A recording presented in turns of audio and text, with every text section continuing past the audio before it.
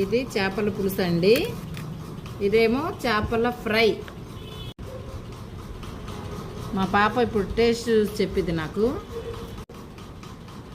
బాగుంటుంది చేపల పులుసు, చేపల ఫ్రై. మామిడికాయ వేసి, పచ్చి మామిడికాయలు వేసి చేశారు. ఫ్రై మాత్రం సూపర్ ఉంది మమ్మీ.